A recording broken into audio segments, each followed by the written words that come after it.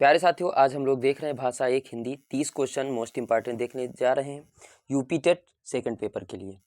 आ जाओ। पहला क्वेश्चन हमारी स्क्रीन पे कि मौखिक अभिव्यक्ति में निम्नलिखित में से कौन सी विशेषता होनी चाहिए। तो कौन सी विशेषता होनी चाहिए, देखो, स्वाभाविकता, स्पष्टता, बोधगम्यता, यानी ये सभी। चौथा ऑप्शन आपका सही हो जाएगा। अगला प्रश्न है, बोलने में कठिनाइयाँ अनुभव करने वाले छात्र होते हैं, क्या होते हैं, देखो, को अधिक से अधिक बोलने व पढ़ने का अवसर मिलना चाहिए, के मन से भय एवं झिझक की भावना निकालनी चाहिए, को अभ्यास के समुचित अवसर उपलब्ध कराना चाहिए, यानी चारों। ऑप्शन आपका चौथा सही है। अगला प्रश्न है, किसी छात्र के आलोचनात्मक चिंतन का विकास करने हेतु निम्न में से सबसे उत्तम उपयोग क्या होता है, उपाय क्या होता है। ये होता है उसके प्रेरकों का मार्गांतीकरण किया जाए, यानी ऑप्शन आपका तीसरा सही हो जाएगा।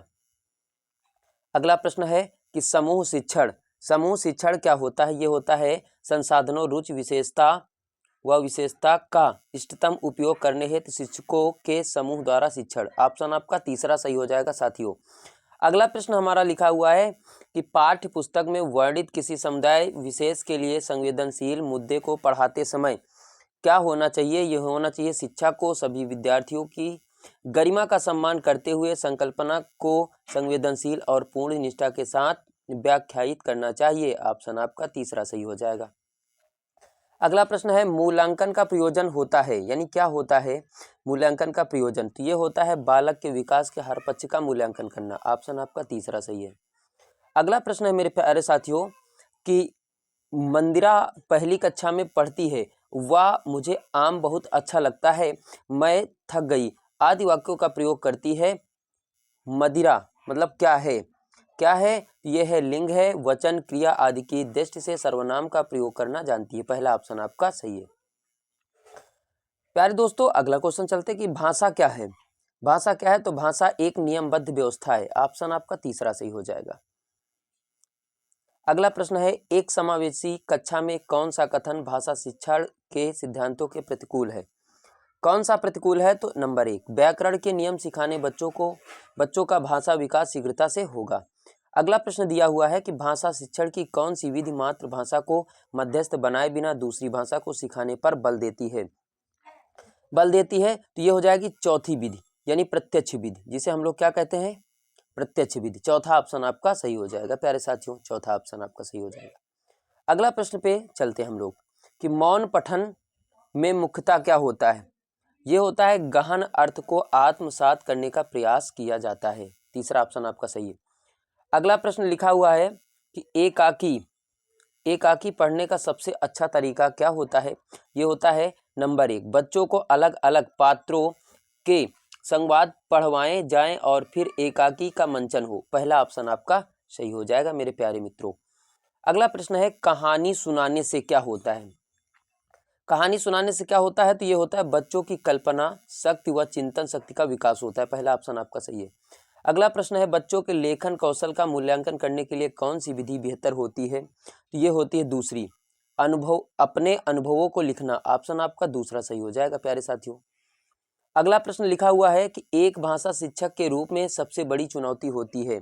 तो होती है, क्या होती है, बहुभाषिक कक्षा के शिक्षण के लिए उचित रणनीतियां तय करना। ऑप्शन आपका पहला सही हो जाएगा। ऑप्शन आपका पहला सही है। अगला प्रश्न है कि विकासशील देशों की पहली प्राथमिकता होती है, क्या होती है, ऑप्शन 2 सही हो जाएगा, निर्धनता उन्मूलन। ऑप्शन 2। अगला प्रश्न है, निम्नलिखित में से कौन सा कथन सत्य है।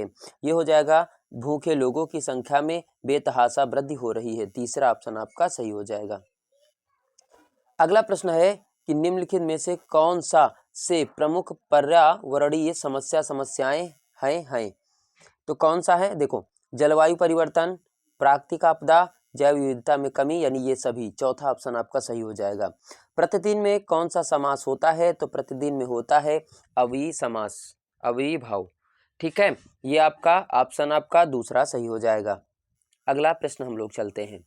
अगला प्रश्न हमारा लिखा हुआ है, चरितार्थ का संधि विच्छेद क्या होगा, तो ये होगा चरित धन अर्थ, पहला ऑप्शन आपका सही हो जाएगा।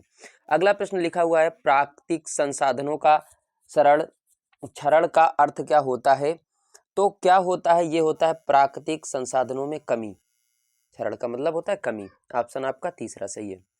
अगला प्रश्न है किन देशों में लोगों की आवश्यकताएं बढ़ गई हैं, तो ये है कि मध्य आय वाले देशों में, ऑप्शन आपका पहला सही हो जाएगा, ऑप्शन आपका पहला सही हो जाएगा प्यारे साथियों।